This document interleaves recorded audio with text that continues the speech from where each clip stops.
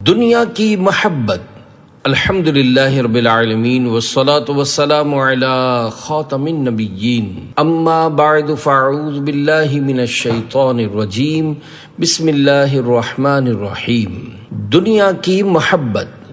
دعائے عطار، یا رب المصطفیٰ، جو کوئی 17 صفحات کا رسالہ دنیا کی محبت پڑھ یا سن لے، اسے اپنے سوا کسی کا محتاج نہ کر، اور اس کے دل سے دنیا کی محبت نکال کر حقیقی عاشق رسول بنا، اور اسے بے حساب بخش دے۔ آمین بجاہ خاتم النبیین صلی اللہ علیہ وآلہ وسلم۔ روزی میں برکت کا بہترین وظیفہ۔ اللہ پاک کے پیارے پیارے آخری نبی مکی مدنی محمد عربی صلی اللہ علیہ وآلہ وسلم کی بارگاہ میں ایک شخص حاضر ہوا۔ اس نے فقر و فاقہ اور روزی میں تنگی کے بارے میں عرض کی۔ حضور صلی اللہ علیہ وآلہ وسلم نے اسے برکت رزق کا وظیفہ بتاتے ہوئے ارشاد فرمایا، جب تم گھر میں داخل ہو تو سلام کرو، چاہے گھر میں کوئی ہو یا نہ ہو، پھر میری بارگاہ میں سلام پیش کرو، اور پھر سورہ اخلاص 1 مرتبہ پڑھ لو۔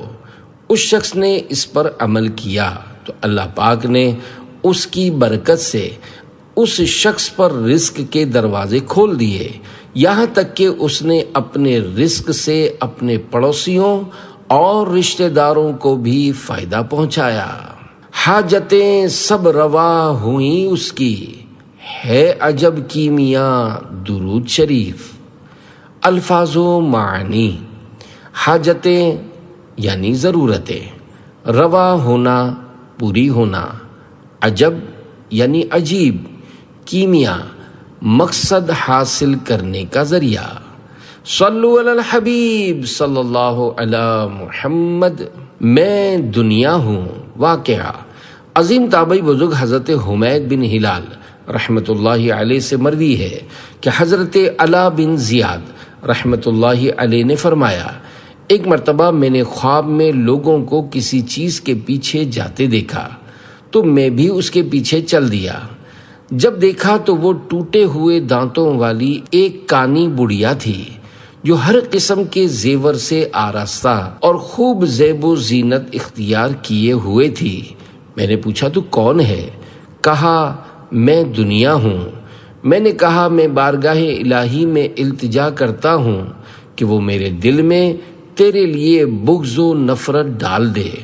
اس نے کہا جی ہاں، اگر آپ مال و دولت سے نفرت کریں گے تو مجھ سے خود بخود نفرت پیدا ہو جائے گی۔ دنیا کو تو کیا جانے، یہ بس کی گانٹھ ہے ہرافا، صورت دیکھو ظالم کی تو کیسی بھولی بھالی ہے، شہد دکھائے زہر پلائے قاتل ڈائن شوہر کش، اس مردار پہ کیا للچایا، دنیا دیکھی بھالی ہے۔ شرح کلام رضا۔ میرے آقا اعلی حضرت رحمت اللہ علیہ دنیا کے مکر و فریب بیان کرتے ہوئے فرماتے ہیں، اے اللہ کے بندے، تو دنیا کو کیا جانتا ہے؟ شکل و صورت سے سیدھی سادھی نظر آنے والی یہ دنیا زہر کی پڑیا ہے، یہ دھوکے باز عورت کی طرح ہے، یہ ایسی ظالمہ ہے کہ زہر کو شہد بنا کر دکھاتی ہے، اور جو اس سے محبت کرتا ہے یہ اپنے عاشق کو ہی مار دیتی ہے۔ یہ دنیا بڑی خراب اور مردار ہے، اس کے ساتھ دل لگانے کا کوئی فائدہ نہیں، یہ آزمائی ہوئی بات ہے۔ عالم انقلاب ہے دنیا، چند لمحوں کا خواب ہے دنیا، فخر کیوں دل لگائیں اس سے، نہیں اچھی خراب ہے دنیا۔ صلو علی الحبیب صلی اللہ علی محمد۔ دنیا کا مطلب۔ امام جوہری کہتے ہیں، دنیا کا لغوی معنی ہے قریب، اور دنیا کو دنیا اس لیے کہتے ہیں کہ یہ آخرت کی نسبت انسان سے زیادہ قریب ہے، یا اس وجہ سے کہ یہ اپنی خواہشات و لذات کے سبب دل سے زیادہ قریب ہے۔ دنیا کی محبت کی برائی۔ نبی کریم صلی اللہ علیہ وآلہ وسلم نے فرمایا، وہ بڑا گناہ جس کی لوگ اللہ پاک سے مغفرت طلب نہیں کرتے، دنیا کی محبت ہے۔ ایک اور حدیث پاک میں ہے، حب الدنیا رأس کل خطیئۃ، یعنی دنیا کی محبت تمام گناہوں کی جڑ ہے۔ حضرت علامہ عبدالرؤف مناوی رحمۃ اللہ علیہ فیض القدیر میں فرماتے ہیں، جیسا کہ تجربے اور مشاہدے سے ثابت ہے کہ دنیا کی محبت ظاہری اور چھپے ہر گناہ کو دعوت دیتی ہے، خاص طور پر وہ گناہ جس کا دار و مدار صرف اسی پر ہو۔ اس لیے دنیا کا عاشق گناہ اور اس کی بدصورتی کو جاننے کے باوجود دنیا کی محبت میں مست ہو جاتا ہے۔ دنیا کی محبت شک کی طرف لے جاتی ہے، پھر مکروہ یعنی ناپسندیدہ چیزوں کی طرف، پھر حرام کی طرف، اور معاذ اللہ کبھی کبھی دنیا کی محبت کفر کی طرف لے جاتی ہے۔ بلکہ تمام امتیں جنہوں نے اپنے انبیاء کرام علیہ السلام کا انکار کیا، ان کے کفر کا سبب دنیا کی محبت تھی۔ ہر گناہ کی اصل یعنی جڑ دنیا کی محبت ہے۔ اسی لیے کہا جاتا ہے کہ دنیا شیطان کی شراب ہے، جو اس میں سے پیے گا اس کا نشہ مرتے وقت ہی اترے گا۔ نادم و شرمندہ ہوتے ہوئے دنیا کی محبت تباہ کن ہے۔ چند لوگوں کے علاوہ زیادہ تر کے دل سے اس کی محبت نہیں نکلے گی۔ امام غزالی رحمۃ اللہ علیہ فرماتے ہیں، جیسے دنیا کی محبت تمام گناہوں کی جڑ ہے، ایسے ہی دنیا سے نفرت تمام نیکیوں کی اصل ہے۔ ہمارے دل سے نکل جائے الفت دنیا، دے دل میں عشق محمد میرے رچا یا رب۔ محبت دنیا کی نوعیتیں، بعض دنیا کفر ہے، بعض فسق، بعض غفلت، اور بعض دنیا عین ایمان۔ ابو جہل کی دنیا کفر تھی، اور حضرت عثمان غنی ذو النورین رضی اللہ عنہ کی عین ایمان۔ یوں ہی قارون اور فرعون کی دنیا کفر تھی، حضرت سلیمان علیہ السلام کی دنیا عین ایمان تھی۔ ایسے ہی محبت دنیا اگر نفسانی یا شیطانی ہو تو بری، اور رحمانی یا ایمانی ہو تو اچھی۔ حضرت مفتی احمد یار خان نعیمی رحمۃ اللہ علیہ فرماتے ہیں، دنیاوی زندگی وہ ہے جو نفسانی خواہشات میں خرچ ہو، اور جو زندگی آخرت کی تیاری میں صرف یعنی خرچ ہو، وہ دنیا کی زندگی نہیں، اگرچہ دنیا میں زندگی ہے۔ دنیا کی زندگی اور ہے، دنیا میں زندگی کچھ اور۔ دنیا کی زندگی فانی ہے، مگر جو دنیا میں زندگی آخرت کے لیے ہے فنا نہیں۔ طلبگاران دنیا کی اقسام۔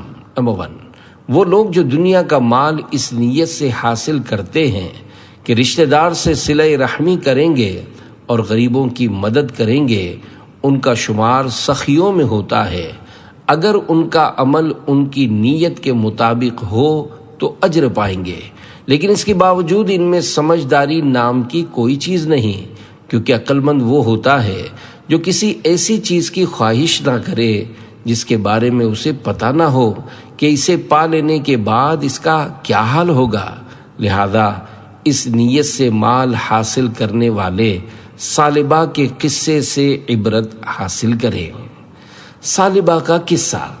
اللہ پاک کے پیارے پیارے آخری نبی صلی اللہ علیہ وآلہ وسلم کی خدمت بابرکت میں ثعلبہ نام کے ایک شخص نے درخواست کی کہ اس کے لیے مالدار ہونے کی دعا فرمائیں۔ اللہ پاک کی عطا سے غیب کی خبریں دینے والے آخری نبی صلی اللہ علیہ وآلہ وسلم نے فرمایا، اے ثعلبہ، تھوڑا مال جس کا تو شکر ادا کرے اس بہت سے بہتر ہے جس کا شکر ادا نہ کر سکے۔ دوبارہ پھر ثعلبہ نے حاضر ہو کر یہی درخواست کی اور کہا، اس کی قسم جس نے آپ کو سچا نبی بنا کر بھیجا کہ اگر وہ مجھے مال دے گا تو میں ہر حق والے کا حق ادا کروں گا۔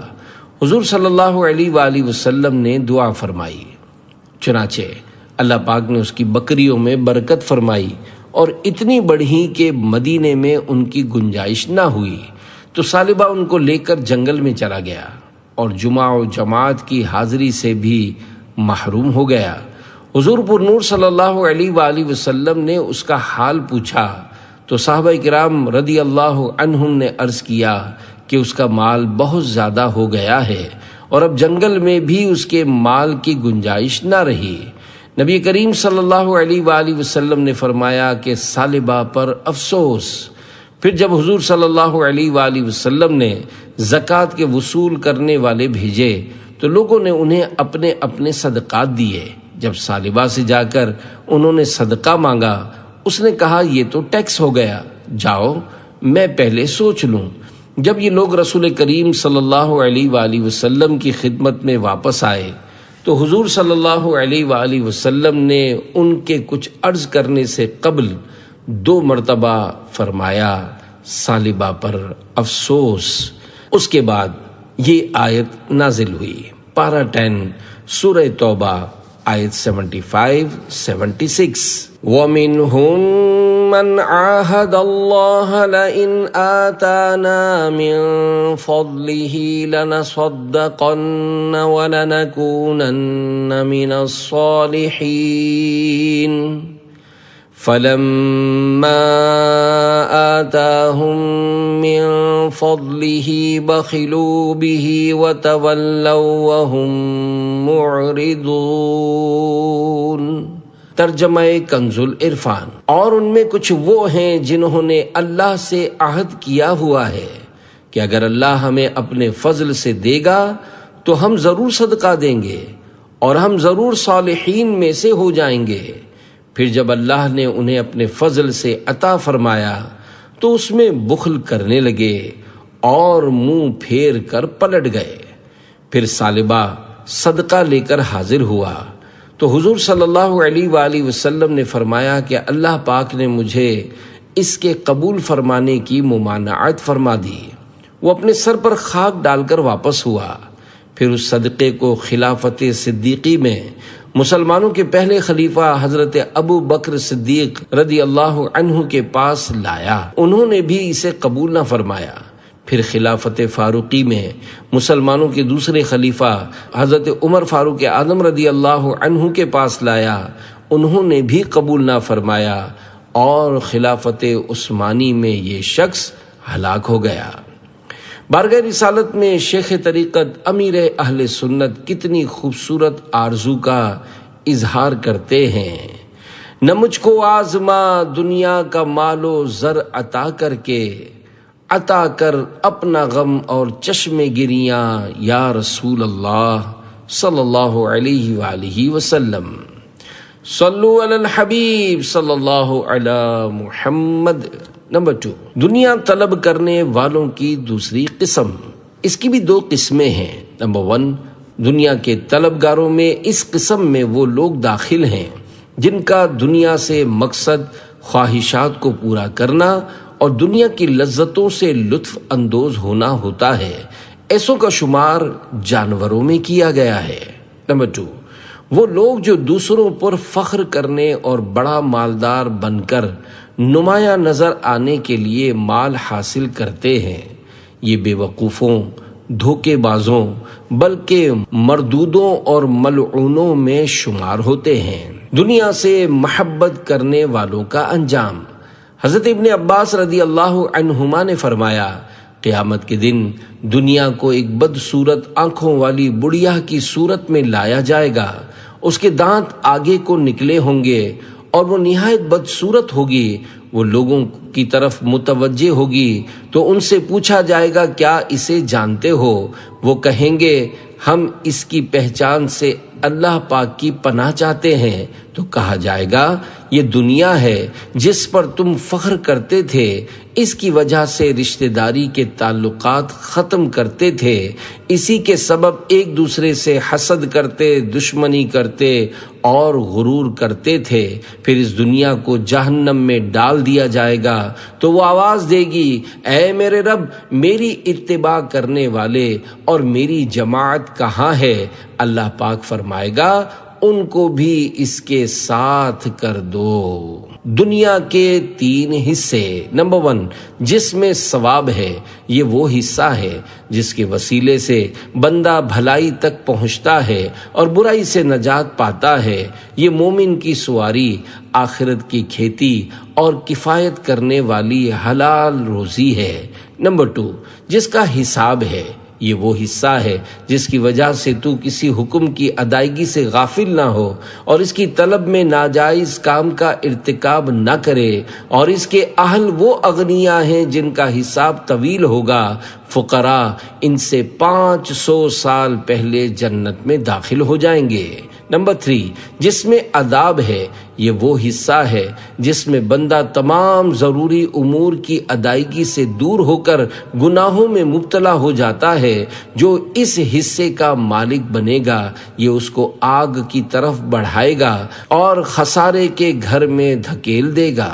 عیش دنیا کچھ نہیں۔ صحابی رسول حضرت ابو ذر رضی اللہ عنہ سے مروی ہے، آپ رضی اللہ عنہ فرماتے ہیں، میں نبی مکرم نور مجسم شہنشاہ بنی آدم صلی اللہ علیہ وآلہ وسلم کے پاس پہنچا۔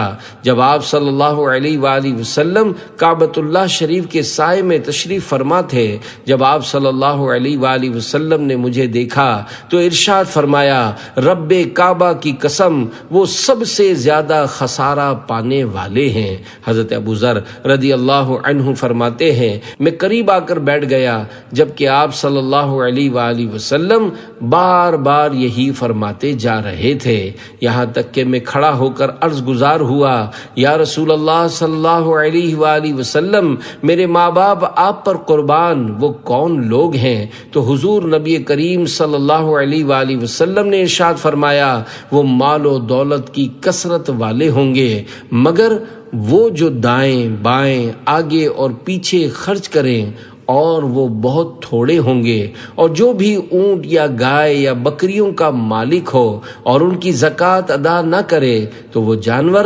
قیامت کے دن پہلے سے زیادہ بڑے اور موٹے ہو کر آئیں گے اور اپنے مالک کو سینگوں سے ماریں گے اور کھروں سے روند ڈالیں گے، یہاں تک کہ تمام لوگوں کا حساب و کتاب ختم ہو جائے گا۔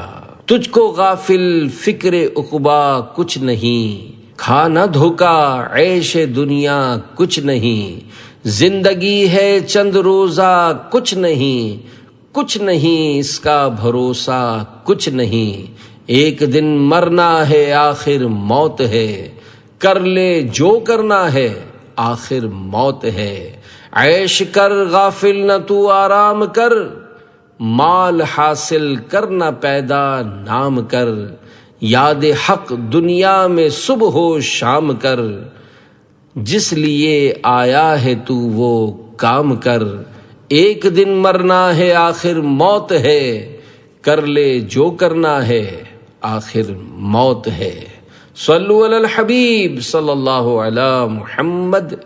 شیطانی وسوسہ اور اس کا جواب۔ بعض لوگ دھوکہ کھا جاتے ہیں اور یہ سمجھتے ہیں کہ ہمارا بدن کتنا ہی دنیا میں مصروف رہے مگر ہمارا دل دنیا سے فارغ اور خالی رہتا ہے۔ یہ شیطانی وسوسہ ہے۔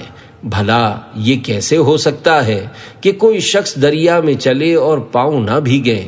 دنیا کی مثال سمندر کے کھارے پانی کی سی ہے کہ جتنا پیو گے اسی قدر پیاس زیادہ لگے گی۔ دنیا کے زر و سامان کو اپنے اطمینان کا ذریعہ سمجھنا بڑی حماقت یعنی بے وقوفی ہے۔ جہاں ہمیشہ رہنا نہیں وہاں اطمینان کیسا؟ دنیا کی محبت کا علاج۔ دنیا کی رغبت 2 قسم پر ہے، ایک وہ جو دنیا دار کو آخرت کے عذاب کا حقدار بناتی ہے، اسے حرام کہتے ہیں۔ دوسری وہ ہے جو اعلیٰ درجات تک پہنچنے میں رکاوٹ ہے اور اسے طویل حساب میں پھنسانے والی ہے، اسے حلال کہتے ہیں۔ اور سمجھدار آدمی جانتا ہے کہ قیامت کے میدان میں حساب و کتاب کے لیے زیادہ دیر تک اس کا کھڑا رہنا بھی ایک عذاب ہے، تو جس کو حساب میں ڈالا گیا اسے عذاب دیا گیا ہے، کیونکہ رسول اکرم صلی اللہ علیہ وآلہ وسلم نے فرمایا، اس دنیا کے حلال کا حساب ہوگا اور حرام پر عذاب ہوگا، اور یہ بھی فرمایا کہ اس کے حلال پر عذاب ہے، لیکن اس کا عذاب حرام کے عذاب سے ہلکا ہے، اور اگر حساب نہ بھی ہو تو جنت میں حاصل ہونے والے بلند درجے کا چھوٹ جانا اور حقیر اور خسیس یعنی گھٹیا دنیا جو ختم ہونے والی ہے اس کے لیے افسوس کرنا بھی تو عذاب ہے۔ تو اس بات کو دنیا میں ہی دیکھ لو کہ جب تم اپنے زمانے کے لوگوں کو دنیاوی سعادتوں میں آگے دیکھتے ہو تو تمہارے دل میں کس قدر افسوس پیدا ہوتا ہے، حالانکہ تم جانتے ہو کہ یہ عارضی یعنی ٹیمپریری اور فانی سعادتیں ہیں اور گدلی ہیں، ان میں کوئی صفائی نہیں۔ تو وہ سعادت جس کی عظمت بیان سے باہر ہے، اس کے چلے جانے پر کس قدر افسوس ہونا چاہیے۔ زمانے گزر گئے لیکن وہ باقی ہیں۔ الغرض قیامت کے دن سوال کا جواب دینے میں ذلت، خوف، خطرہ، مشقت اور انتظار ہے، اور یہ سب کچھ اخروی نقصان کا باعث ہے۔ تو دنیا تھوڑی ہو یا زیادہ، حرام ہو یا حلال، جب تک تقوی پر مددگار نہ ہو ملعون ہے۔ اور یہی وجہ ہے کہ اللہ پاک انبیاء کرام علیہم السلام، اولیاء کرام رحمت اللہ علیہم، اور پھر ان کے بعد دوسرے مقربین کو درجہ بدرجہ آزمائشوں میں ڈالتا ہے۔ یہ سب کچھ ان پر مشقت اور احسان کے طور پر ہوتا ہے تاکہ ان کو آخرت میں زیادہ حصہ ملے۔ عالم انقلاب ہے دنیا، چند لمحوں کا خواب ہے دنیا، فخر کیوں دل لگائیں اس سے، نہیں اچھی خراب ہے دنیا۔ صلو علی الحبیب صلی اللہ علی محمد۔ دل سے دنیا کی محبت نکالنے کا سبب۔ دنیا کے کاموں میں مشغول رہنے کے باوجود تیرا آخرت کے لیے فکر کرنا اور اس کا شعور رکھنا تیرے دل سے دنیا کی محبت کو نکال دے گا، اور اسی کو زہد حقیقی کہتے ہیں، اور یہ ہمیشہ ہمیشہ کے لیے تجھے اللہ پاک کے قریب کر دے گا۔ دنیا کے معاملے میں ہمیشہ اپنے سے نیچے کے لوگوں کی طرف دیکھے، اوپر والوں کی طرف نہ دیکھے، کیونکہ شیطان ہمیشہ اس کی نظر کو اوپر والوں کی طرف پھیرتا ہے۔ شیخ طریقت امیر اہل سنت دامت برکاتہم العالیہ نے ایک موقع پر ارشاد فرمایا، جو اللہ پاک اور اس کے آخری نبی صلی اللہ علیہ وآلہ وسلم کی فرما برداری میں لگا رہتا ہے، دنیا اس کی خدمت میں لگی رہتی ہے۔ دنیا کی محبت سے چھٹکارے کا بہترین طریقہ۔ امام غزالی رحمت اللہ علیہ فرماتے ہیں، تمہیں دنیا کو چھوڑنے اور مال کو تقسیم کرنے پر ابھارنے والے اسباب یہ ہیں: دنیا کی آفتوں اور عیبوں کو یاد کرنا، اس بات کو ذہن میں رکھنا کہ دنیا کا نفع بہت تھوڑا اور جلد ختم ہونے والا ہے، اور دنیا طلب کرنے والے اچھے نہیں ہیں۔ پھر اس بات کو یاد کرنا کہ مجھ پر اللہ پاک کی بہت ساری نعمتیں ہیں، حالانکہ میں اس کی راہ میں اتنا خرچ نہیں کرتا جتنا وہ مجھے عطا فرماتا ہے۔ جب تم ان باتوں میں اچھی طرح غور کرو گے تو تم پر ترک دنیا اور تقسیم مال کا معاملہ آسان ہو جائے گا۔ یوں ہی یہ بھی یاد کرو کہ دنیا اللہ پاک کی دشمن ہے اور تم اللہ پاک سے محبت کرنے والے ہو، اور جو کسی کو دوست و محبوب رکھے اس کے دشمن کو دشمن رکھتا ہے۔ دنیا حقیقت میں میل کچیل اور مردار ہے، تم دیکھتے نہیں کہ اس کے لذیذ کھانے کچھ ہی دیر بعد خراب اور بدبودار ہو جاتے ہیں۔ پس دنیا خوشبو میں بسا ایسا مردار ہے جس کے ظاہر کو دیکھ کر غافل لوگ دھوکے میں پڑ گئے اور عقل مندوں نے اس سے کنارہ کشی اختیار کر لی۔ عظیم تابعی بزرگ حضرت ربیع بن خثیم رحمت اللہ علیہ فرماتے ہیں، اپنے دلوں سے دنیا کی محبت نکال دو، آخرت کی محبت اس میں داخل ہو جائے گی۔ زہد اور فقر میں فرق۔ دنیا خود انسان سے الگ ہو اسے فقر یعنی غربت کہتے ہیں، اور دوسری صورت یہ ہے کہ بندہ دنیا سے الگ ہو، مطلب یہ کہ اس کے پاس مال آئے تو وہ نفرت کی وجہ سے اسے ناپسند کرے، مال کے آنے سے اسے تکلیف ہو، نیز اس کے شر اور اس میں مشغولیت سے بچنے کے لیے اس سے راہ فرار اختیار کرے، اس حالت کا نام زہد ہے۔ اور جس شخص میں یہ صفت پائی جائے اسے زاہد یعنی دنیا سے بے رغبتی رکھنے والا کہتے ہیں۔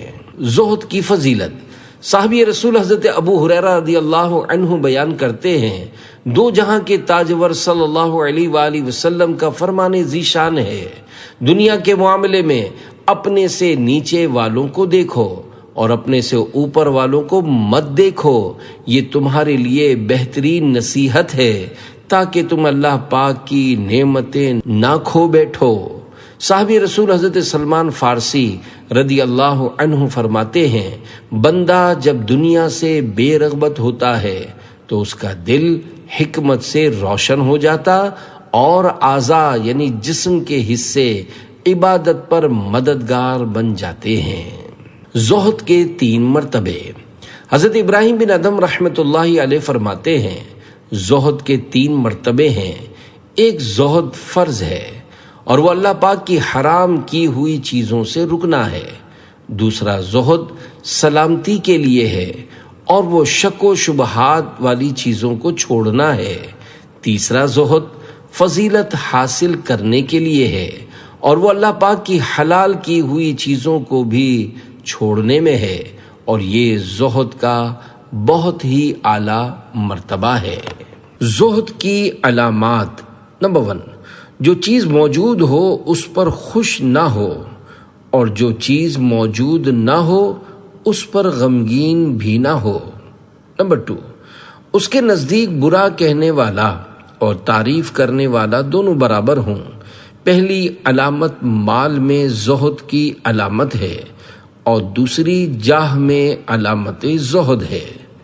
نمبر 3، اللہ پاک سے مانوس ہو اور اس کے دل پر اطاعت خداوندی کی مٹھاس غالب ہو۔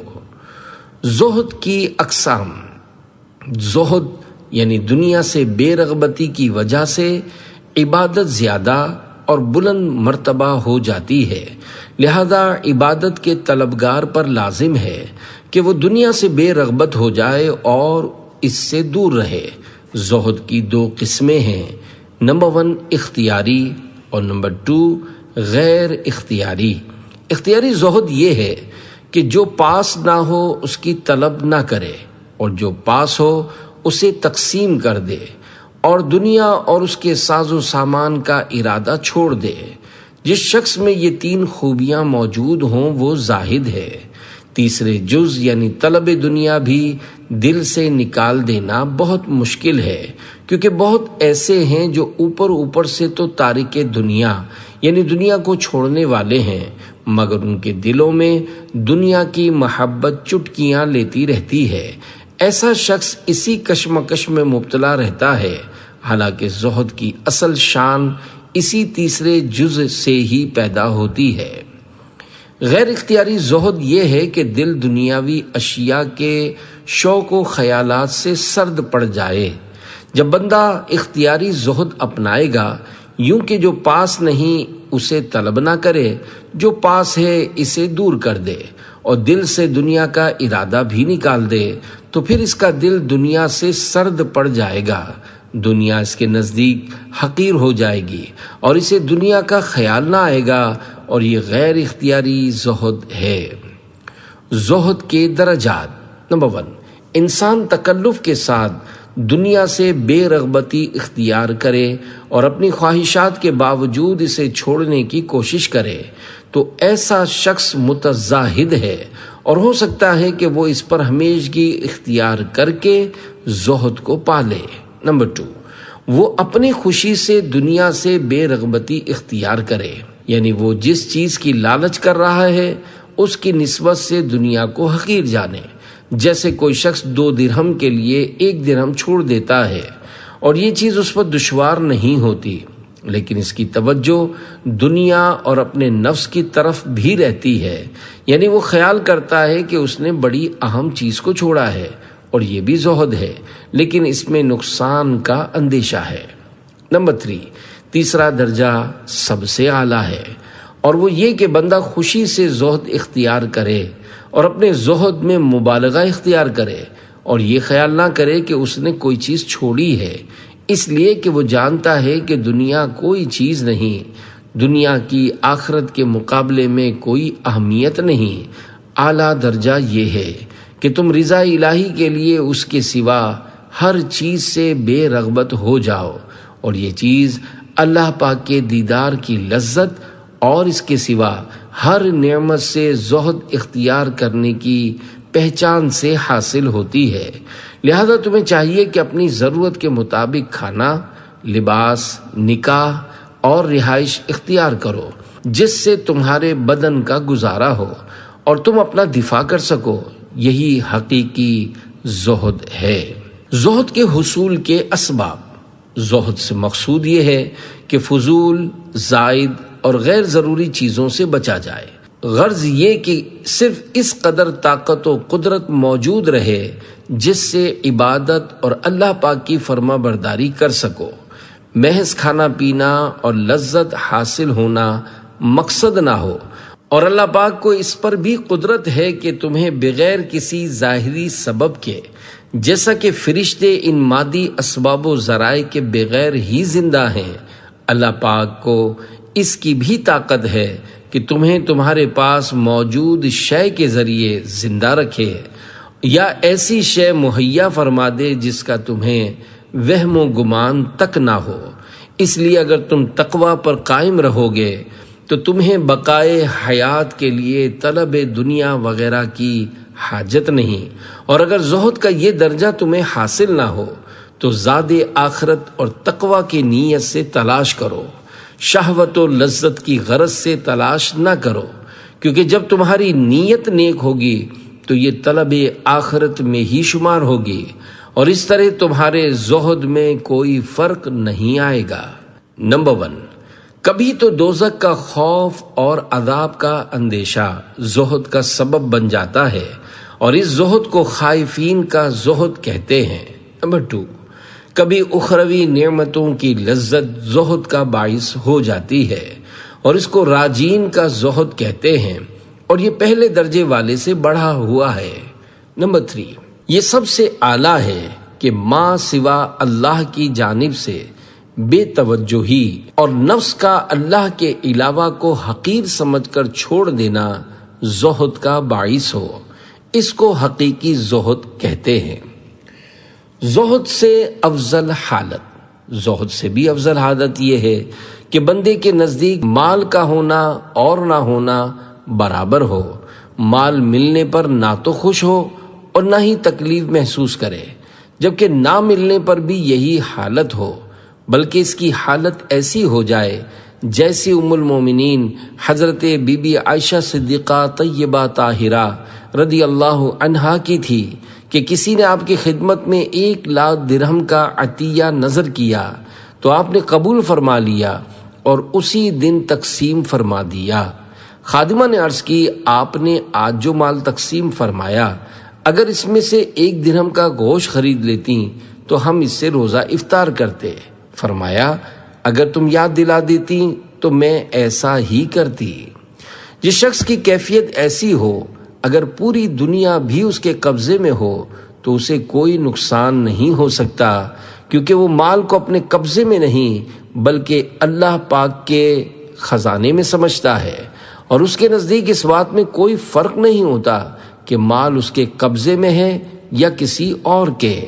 ایسی حالت والے شخص کا نام مستغنی رکھنا چاہیے، کیونکہ وہ مال کے ہونے نہ ہونے دونوں سے بے پرواہ ہے۔